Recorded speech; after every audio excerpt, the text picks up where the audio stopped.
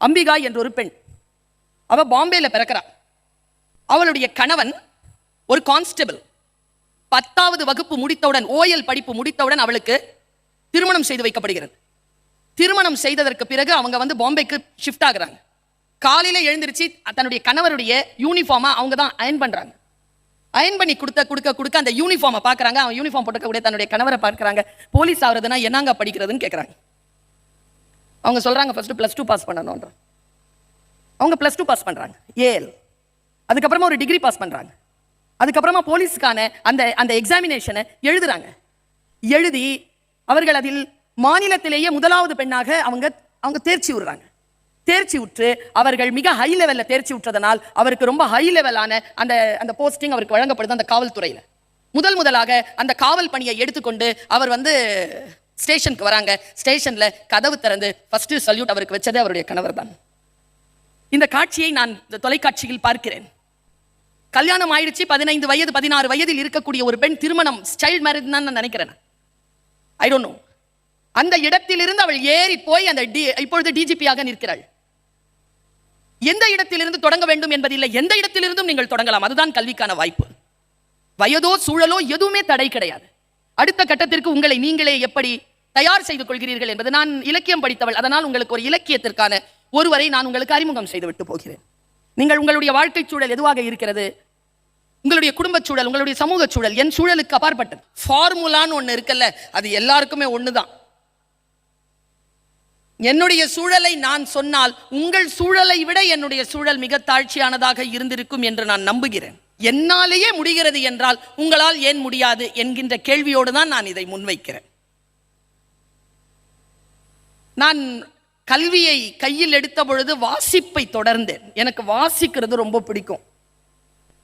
உங்க எல்லாருக்குமே சொல்றேன், என்டர்டெயின்மெண்ட் அப்படிங்கிறத எதை வச்சுக்கோங்கன்னா, இன்னிலிருந்து கல்வியாளர்கள், முக்கியமாக கல்வி கற்றவர்கள், அது எதுவாக இருந்தாலும், முகமது நபி ஸல்லல்லாஹு அலைஹி வஸல்லம் அவர்கள் சொல்வார்கள், நீ கற்ற கல்வி சிறிதாக இருந்தாலும் அதை பயன்படுத்து என்பார். How to make use, utilize that knowledge you have gained so far.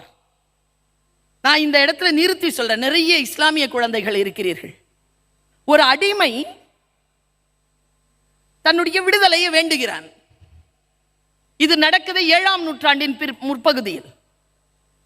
தன்னுடைய விடுதலை அவனுக்கு வேண்டும் என்கிறான். அவர் கேட்கிறார், சரி, உன்னை நாங்கள் அடிமையாக வைத்திருக்கிறோம், உன்னை போரிலே நாங்கள் சம்பாதித்திருக்கிறோம், நாங்கள் சம்பாதித்த உடனே நம்ம ஃப்ரீயா விட்டுற முடியாது. உங்ககிட்ட என்ன இருக்கு, என்கிட்ட எதுவும் இல்லை. எதுவும் இல்லைன்னா உனக்கு எப்படி ஃப்ரீடம் கிடைக்கும்? நீ போர்த்தி கொண்டு இருக்கிறாயே அந்த துணி, அதை தந்து விட்டு போ. இல்லை, நான் அதை தந்து விட்டு போனால் என்னால் பயணம் செய்ய முடியாது, நான் செத்து போவேன் குளிரில். சரி, உன்னிடத்தில் சாப்பாடு என்ன இருக்கிறது, அதை தந்து விட்டு போ, கூலியாக தந்து விட்டு போ. இல்லை, நான் கொஞ்சமா தான் வச்சிருக்கேன், எனக்கு பயணத்துக்கு வேணும். சம்பாதித்த காசு என்னிடத்தில் ஏது சம்பாத்தியம்? சம்பாத்தியம் இல்லை. எதுவும் இல்லாத உனக்கு எப்படி விடுதலை கிடைக்கும்? அப்புறம் கொஞ்சம் யோசிச்சு முகமது நபி சொன்னாராம், இதுதான் விஷயமே. இங்க இருக்கிற யாருமே நினைச்சிடாதீங்க, நான் படிச்சதுனால எனக்கு என்ன யூஸ்ன்னு. எப்போ யூஸ் ஆகும்னு தெரியாது உங்களுக்கு. இப்போது யூஸ் ஆகும், பெரிய விஷயத்துக்கு யூஸ் ஆகும், உங்க லிபரேஷனுக்கு யூஸ் ஆகும் இந்த படிப்பு. பாருங்க, அவர் கேட்டாராம், நீ படித்திருக்கிறாயா? ஆம், நான் கல்வி கற்றிருக்கிறேன். சரி, அதை என்னுடைய அசஹாபிகளுக்கு சொல்லிக் கொடுத்து விட்டு உன்னுடைய சம்பாத்தியமாக விடுதலையை பெற்றுக்கொண்டு போ என்றார். என்றைக்கோ தான் கற்ற கல்வியை தன் விடுதலைக்கான சம்பாத்தியமாக பெற்றுவிட்டு போன ஒரு கதையை நான் அரபிய தேசத்தில் இருந்து வாசித்திருக்கிறேன். நாம் கற்கக்கூடிய ஒரு சிறிய விஷயம் கூட நம்மை அடுத்த கட்டத்திற்கு நம்மை விடுதலையாக்கும். அப்படி நினைத்துக்கொண்டு இதனால் எனக்கு என்ன பயன் என்று நினைக்காமல், நீங்கள் எந்த நிலைக்கு உயர வேண்டும் என்றாலும், எந்த நிலைப்பாட்டிற்கு நீங்கள் செல்ல வேண்டும் என்றாலும், எல்லாவற்றிற்கும் ஒரு வாய்ப்பு இருக்கிறது. என்ன வாய்ப்பு என்றால், you have to say no to such things. சில விஷயங்களுக்கு நீங்கள் நோ சொல்ல வேண்டும். எந்த விஷயங்களுக்கு நீங்கள் நோ சொல்ல போகிறீர்கள்? நான் இலக்கியம் படித்தவள், இலக்கியத்திலிருந்து ஒரு விஷயத்தை சொல்றேன். 2 விஷயத்தை சொல்றேன். மனதில், ஆழ் மனதிலே, உங்களுடைய சப்கான்ஷியஸ் லெவல்ல இதை எழுதி வச்சுக்கோங்க. உலகத்திலே இருக்கக்கூடிய மிகப்பெரிய வரம் என்ன தெரியுமா? அந்த அடிமைக்கு கிடைத்த வரம். விடுதலை அடைகின்ற பொழுது, எதுவும் இல்லாத பொழுது கல்வியை அவன் பயன்படுத்தி கொண்டான். உலகத்திலே இருக்கக்கூடிய ஆகப்பெரிய சாபம் என்ன தெரியுமா? மகாபாரதத்தில் கர்ணனுக்கு கிடைத்தது. முக்கியமான கட்டத்தில் உன் உயிர் போய்விடும், உன் வாழ்க்கைக்கான மிக முக்கியமான கட்டத்தில் நீ கற்றது மறந்து போகும் என்பதுதான். கற்றது மறந்து போகும் என்பதுதான் ஆகப்பெரிய சாபம். வாழ்க்கையில் என்னாலும் கற்றது நினைவில் வைத்துக் கொள்வதுதான் ஆகப்பெரிய வரம்.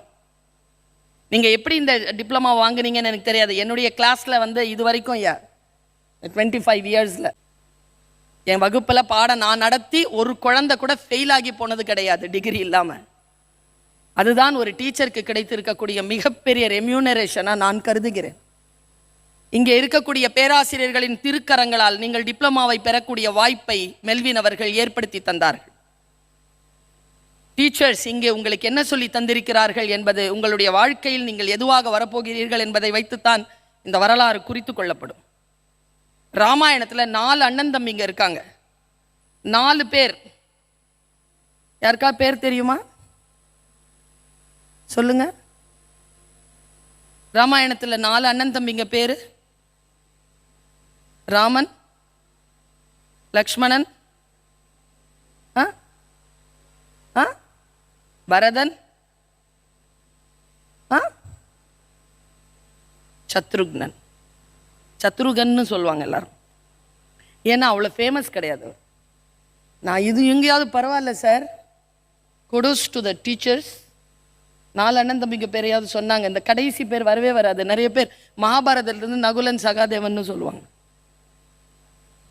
இங்கே ரொம்ப பரவாயில்ல, கொஞ்சம் பேர் கம்முன்னு இருந்துட்டாங்க. சில பேர் சொன்னீங்க. கம்முன்னு இருக்கிறவங்களுடைய வாயில ஒருவேளை சகாதேவன் வந்திருக்கலாம், இல்லைன்னா நகுலன் கூட வந்திருக்கலாம். ரொம்ப ஃபேமஸ் இல்லை சத்ருக்னன். நான் அந்த ஃபேமஸ் இல்லாத ஒரு பையனை பற்றி நான் சொல்கிறேன். நான் இந்த சத்ருக்னனை பற்றி ஏன் தெரியுமா சொல்கிறேன்? நான் உங்கள் மனசில் இந்த ஆழமான ஒரு வார்த்தையை விதைத்து விட்டு போகிறேன். எனக்கு மேக்சிமம் நாம் யாரை ஹீரோவாக பார்க்குறோம் அப்படின்னு சொன்னால் பல பேருக்கு தெரிவதில்லை. சும்மா ஃபேண்டசியாக இருக்கிறவங்கள நம்ம ஹீரோவாக நினைக்கிறோம். ஃபேண்டசி இல்லை. இப்போ காலேஜ்க்கு போகிறவங்களுக்கு தெரியும், யூனிவர்சிட்டியிலலாம் போகிறவங்களுக்கு தெரியும், இந்த திரைப்படங்களில் வரக்கூடிய நடிகைகள் கிடையாது பேராசிரியர்கள்னு. நிறைய பேர் நினச்சிட்டு இருக்கிறாங்க சாய் பல்லவி மேடமும் லயன்தாரா மேடமும் தான் டீச்சர்ஸ்னு. கிடையாது. இப்பொழுது கட்சியை தொடங்கி இருக்கக்கூடிய ஒருவர், அவர் தான் மாஸ்டர் அப்படின்னு சொன்னால் அவர் தான் டீச்சர் அப்படின்னு நினச்சிட்டு இருக்கோம். கிடையாது. The real teachers are so different. The real professors are so different. ஸ்கூல்ல ஸ்டூடெண்ட்ஸ்க்கு ஆசிரியர்கள் செதுக்கி விடுவார்கள். பல்கலைக்கழகங்களில் பேராசிரியர்களை பார்த்து மாணவர்கள் தன்னைத்தானே செதுக்கிக் கொள்வார்கள். Being a teacher is a great responsibility. ஏன் நான் இதை சொல்கிறேன் என்றால், நாம் யாரை முன்னுதாரணமாக கொள்கிறோம் நம் வாழ்க்கையில்? I don't know. இதற்கு முன் நீங்கள் எப்படி இருந்தீர்கள் என்று எனக்கு தெரியாது.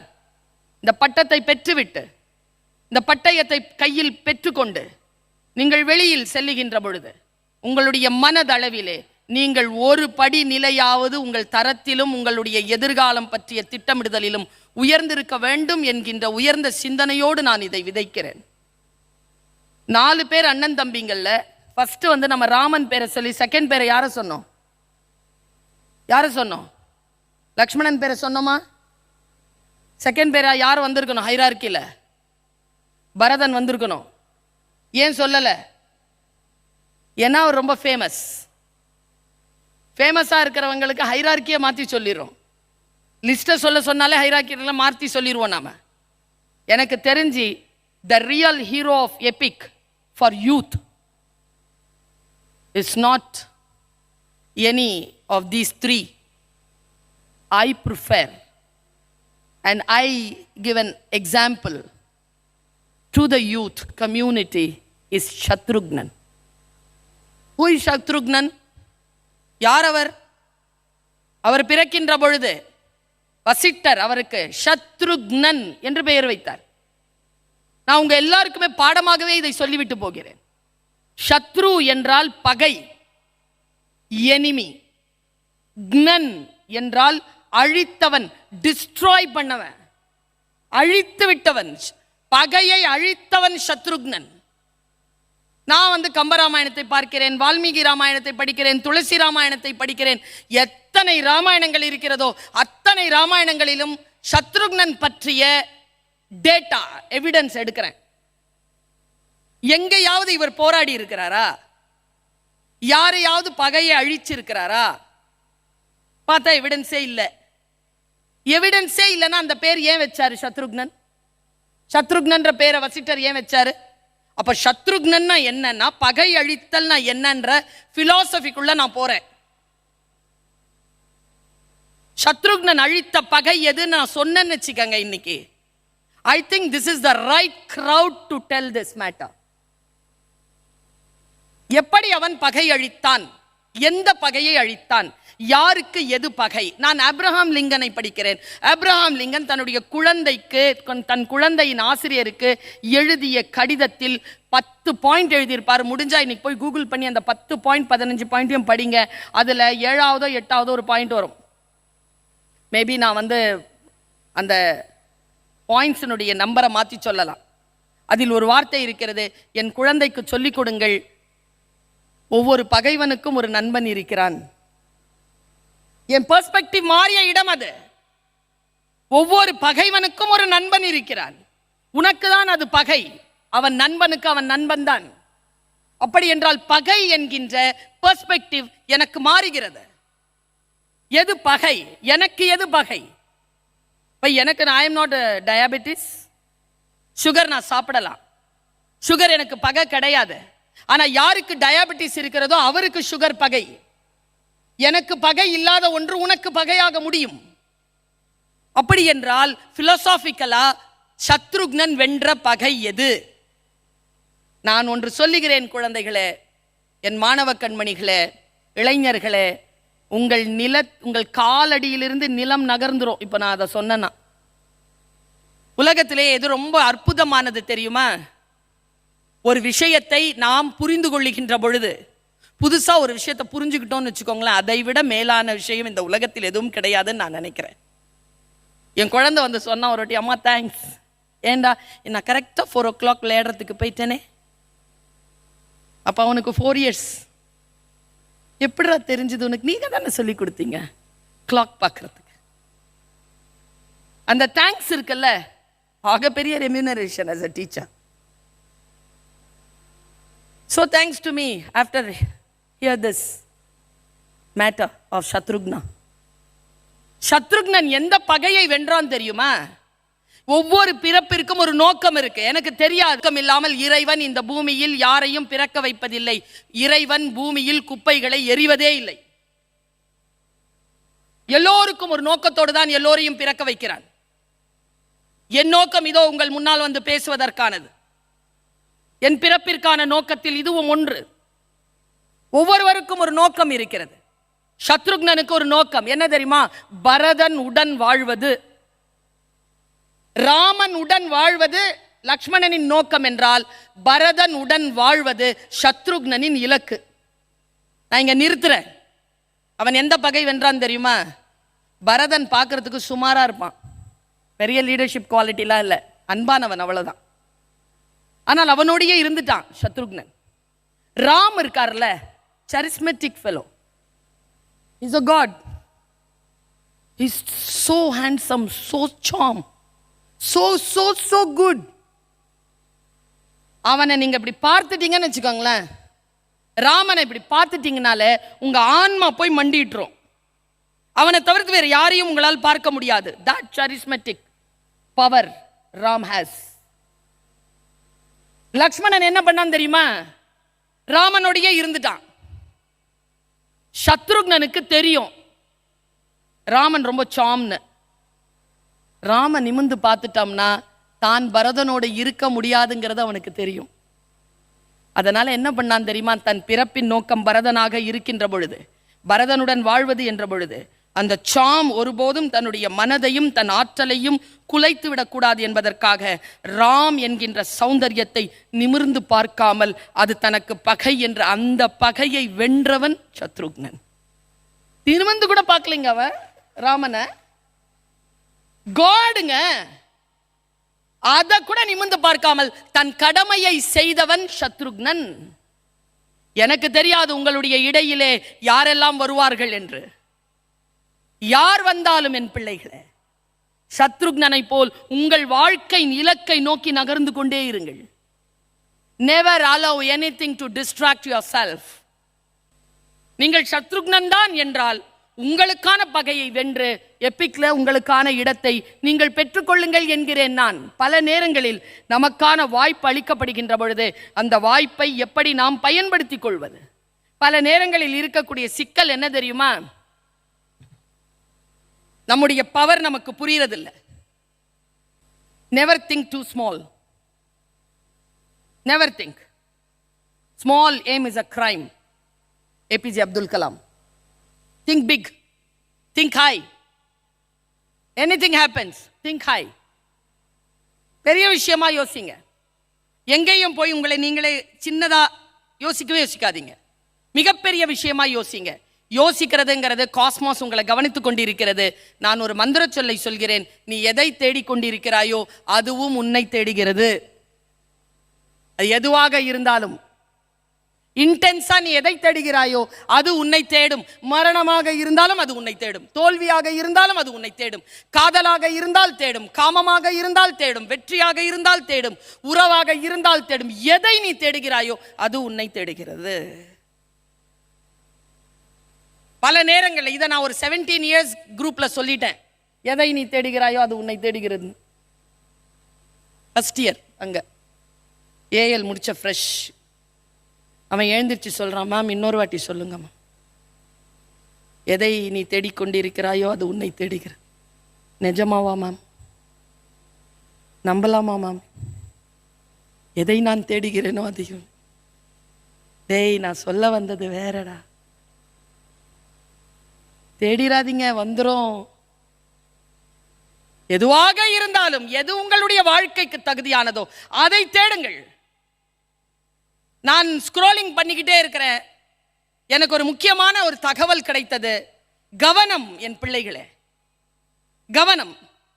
எதுவாக இருந்தாலும் உங்கள் கவனத்தை மட்டும் சிதறடிக்காது, அனுமதிக்காது. கவனம் கவனம் கவனம். Concentration, observation. இது உங்களுடைய வாழ்க்கைக்கு மிக முக்கியமான டிப்ஸ் நான் சொல்லிட்டு போறது. கவனம் சிதறினால் வாழ்க்கை சிதறும். அந்த ஒரு பாயிண்ட் 1.1 கேட்டு பாருங்க வைஸ் சான்சலர். நோ சார் ஒரு பாயிண்ட் சார் ஒன்னே 0.1 sir. that 0.1 is excellence. we all run behind that 0.1. எல்லாருமே ஓடுறாங்க. நீ முன்னால் வந்துட்டேன்னா 0.1 நீ தான் winner. that is called excellence. அந்த எக்ஸலன்ஸ்க்குள்ள நீ போறதுக்கு உங்களை நீங்களே எப்படி தயார் செய்து கொள்வது? இந்த ஏஜ்ல இருக்கக்கூடிய உங்களுக்கு நான் சொல்லிட்டு போறேன். சில பாய்ஸ், முக்கியமா நாம எல்லாருமே பெரியவங்க எல்லாருக்குமே நாம எல்லாம் எந்த ஜெனரேஷன் தெரியுமா? பெரியவங்க பேச்ச கேட்ட கடைசி ஜெனரேஷன். சின்னவங்க பேச்ச கேட்க தொடங்கி இருக்கக்கூடிய ஃபர்ஸ்ட் ஜெனரேஷன். பெரிய சோகம் இந்த ஜெனரேஷன் மேல இருக்கு. அவங்க எல்லாருக்குமே இது ஒரு பாடம். ஜெனரேஷன் ஜி ஆமா நீங்கெல்லாம்?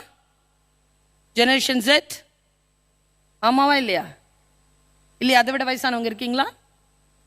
மில்லேனியன்ஸ் இருக்கீங்க. Maximum millennials and generation Z. ரொம்பலாம் பெருமைப்பட்டுக்காதீங்க. 2010 பிறந்துருச்சு ஜெனரேஷன் அல்ஃபா. அது கூட பெருமைப்பட்டுக்க முடியாது. 2025 பிறந்துருச்சு ஜெனரேஷன் பீட்டா. ஒன்று சாப்பிட ஆரம்பிச்சிருச்சு. என் கிளாஸில் யாரும் காப்பி பண்ண மாட்டாங்க. எங்கள் யூனிவர்சிட்டியில் ஒருத்தன் காப்பி பண்ணிட்டான். வைஸ் சான்சலர், பிரின்சிபல், டீனு, டைரக்டரு, காலேஜ் எக்ஸாமினேஷன் எல்லாரும் யாரையும் வச்சு எழுதிட்டான். எக்ஸாமை பிடிச்சிட்டோம். அவனை கூப்பிட்டோம். அவன் வந்தான். உன் பேப்பராப்பா? ஆமாம் சார். இதுப்பா? ஆமாம் சார். இதுப்பா? ஆமாம் சார். இதுப்பா? ஆமாம் சார். 5 பேப்பர். ஒரு பேப்பரை தான் யாரையும் வச்சு எழுதியிருக்கான். இதுப்பா? ஆம், இல்லை சார். இது உன் பேப்பர் இல்லை. இல்லை சார். நீ எழுதலை. எழுதலை சார். சரி, லெட்டர் எழுதி கொடு. நீ எழுதலை, நீ லெட்டர் எழுதி கொடு. ஏன் சார்? உன் பேப்பர் இல்லையே, எழுதி கொடு. அவன் சொன்ன வார்த்தை என்ன தெரியுமா? நான் எழுதின பேப்பர் எங்க சார்?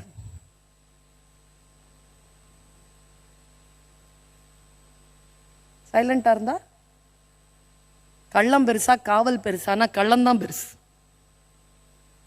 இந்த கள்ளம் அதிகமாக இருக்கக்கூடாது என்பதற்காகத்தான் உங்களுக்கு கல்வி. கல்வியை கற்றுக்கொண்டவர்கள் நன்மையிலே அதை செலுத்துங்கள்.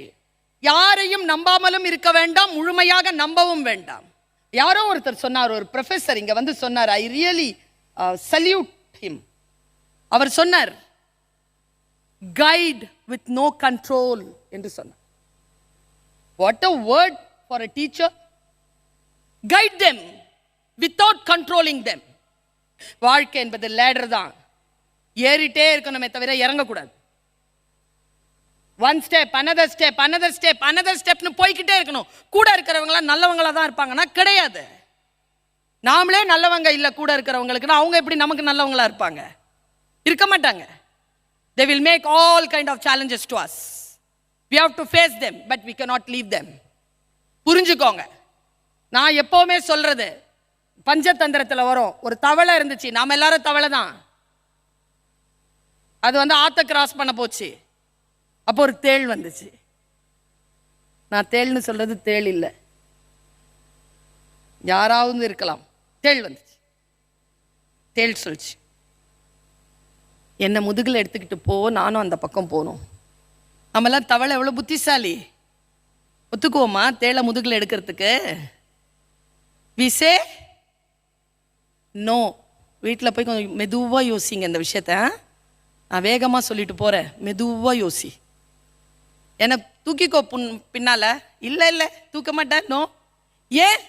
நீ கொட்டிடுவேன், நான் செத்துருவேன். ஏய் லூசா நீ, உன்னை எப்படி நான் கொட்டுவேன்?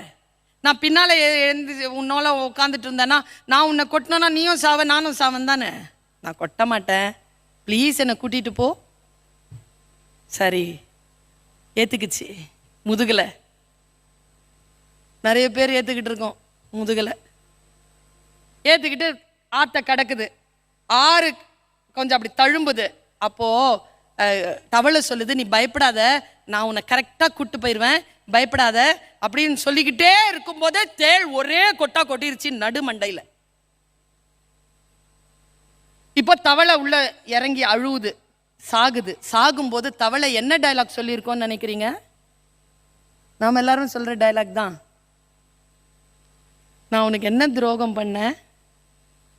நான் கூட தானே இருந்தேன், நல்லது தானே செஞ்சேன், நீ ஏன் என்னை கொட்டின, நீ ஏன் என்ன துரோகம் பண்ண? இது எல்லாருக்கும் தெரிஞ்ச டைலாகா? அதே டைலாக் தான் தவளையும் சொல்லுது. இப்போ இங்கே வந்து நான் பேசிட்டு இருக்கிறேன்னா அது தவளை டைலாக் சொல்கிறதுக்கு இல்லை, பேசுறது இல்லை. அதுக்கு பதிலாக தேள் சொன்ன டைலாக் தான் பாடம். தேள் சொல்லுச்சு, தவளை சூப்பராக கேட்டுச்சு ஒரு கேள்வி. என்னை கொட்டனா நீ செத்துருவேன்னு உனக்கு தெரியும்ல, தெரிஞ்ச கொட்டின, ஏன் கொட்டின? பதில் சொல்லு, நான் சாவரத்துக்குள்ள இருந்துச்சு. அது சாவரத்துக்குள்ள பதில் சொல்லிருச்சு தேள். தேள் சொல்ற பதில் தான் நமக்கு பாடம். கொட்டணும்னு கொட்டலை, கொட்டுறது என் குணம்.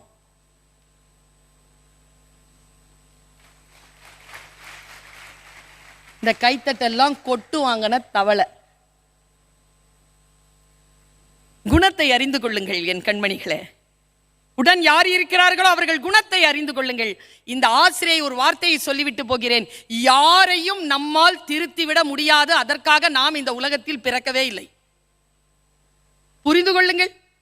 அவர்களுக்கு துன்பம் இல்லாமல், நமக்கும் அவர்களால் துன்பம் இல்லாமல், நாமும் அவர்களுக்கு துன்பம் தராமல் வாழ்க்கையில் வாழ்ந்து ஜெயித்து தெளிவது என்ன என்பதனை கற்றுக்கொள்வதற்கு பெயர்தான் கல்வி கல்வி என்பது சம்பாதியத்திற்கானது அல்ல, கல்வி என்பது புரிதலுக்கானது, கல்வி என்பது மிகச்சிறந்த வாழ்க்கையை வடிவமைப்பதற்கானது, அடுத்தவர்களுக்கு வழிகாட்டுவதற்கானது. அந்த கல்வியை நீங்கள் பெற்றுக்கொள்ள வேண்டும். பூட்டிய இருப்பு கூட்டின் கதவு திறக்கப்பட்டது, சிறுத்தையே வெளியில் வா, எலி என உன்னை இகழ்ந்தவர் நடுங்கிட, புலியென செயல் செய்ய புறப்படு வெளியே, நம்பினை இருளினை விலக்க செம்புட்பறவையே சிறகை விரி எழு பற, நானும் பறந்து கொண்டிருக்கிறேன், வானம் காத்திருக்கிறது, வா சேர்ந்து பறப்போம். வணக்கம்.